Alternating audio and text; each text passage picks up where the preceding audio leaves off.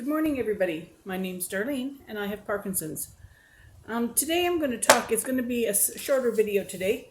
I'm not feeling 100% just right now. I had some medicines that didn't work at 3. I've taken my next dose, and I'm just waiting for them to work. They're going to work. I can feel a bit tingly, so I know they're going to work, but they haven't started completely yet, so you won't see me jumping around just as much.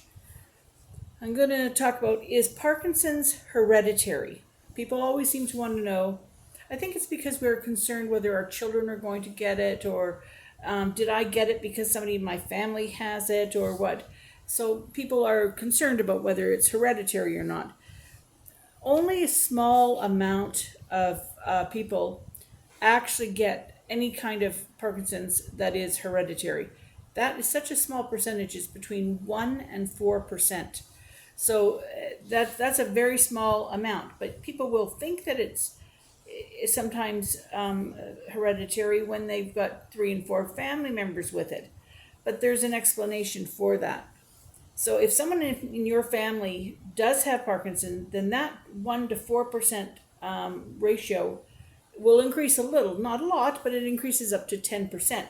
But if you're talking about over the course of 3 or 4 generations, then that 10% can equate to 2 or 3 people in each generation. And so suddenly it seems like your family has a lot of Parkinson's in it. That Parkinson's is then called familial Parkinson's. It doesn't mean that your son or daughter is necessarily going to get it. I mean, it's like a lottery, who gets it and who doesn't. It's kind of nobody knows exactly why. The rest of the cases that they don't know for what reason, they're called sporadic. So you've got the hereditary, the familial, and the sporadic. And by far, the majority of people fall into this sporadic category. Now, they've been studying it, and the common understanding that they have is that it's a combination of a couple of factors that causes the Parkinson's. It's a combination of genetic factors and environmental factors. So you may have genetic factors, but your environment is not contributing to it, or it could be vice versa. Now, if you get Parkinson's, you have every right to ask them to do some genetic testing in order to see what kind you have. Do you have familial or hereditary, or are you just a sporadic case? You have every right to do that. But people think that somehow or other it changes how you're treated, or how your treatments come after that. It does not.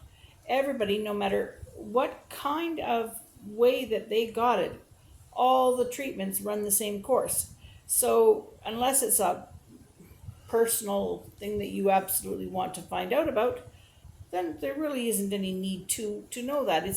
It's very interesting. They're doing lots of studies on it and whatnot. So therefore, they would love to have people, come and participate in those kind of studies.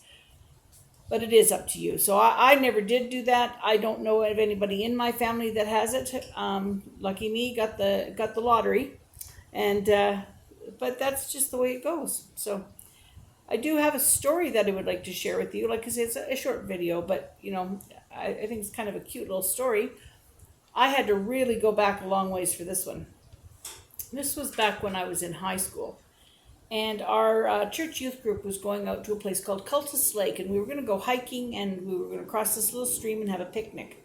And of course, it was all good fun and whatnot, till we got to the creek that we had to cross. And it was very fast running water, and ice cold. It was ice cold water, fast running, but it wasn't deep. So the first few people had gotten across, they said, "Oh yeah, you can cross, you can cross." Well, when I tried to cross, it was very cold, my legs were getting numb, and it was so fast that I was getting knocked off my feet, and I didn't want to fall. So I saw this, what I considered to be a tree limb that was coming up from the water's edge. So I grabbed hold of the tree branch, and all I can say, it was like a divine baptism, because that tree just bent ever so slowly and dipped me till I was completely soaked in the waters, the ice cold waters of the Chilliwack River. I think, which is it Chilliwack River or yeah, I think it's the Chilliwack River. It's anyway, it's one of the ones out by Cultus Lake, the mountain runs.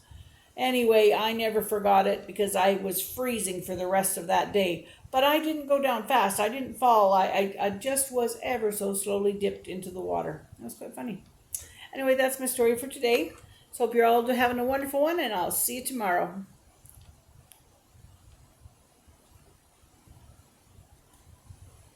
Doesn't want to let me go off. Is it off?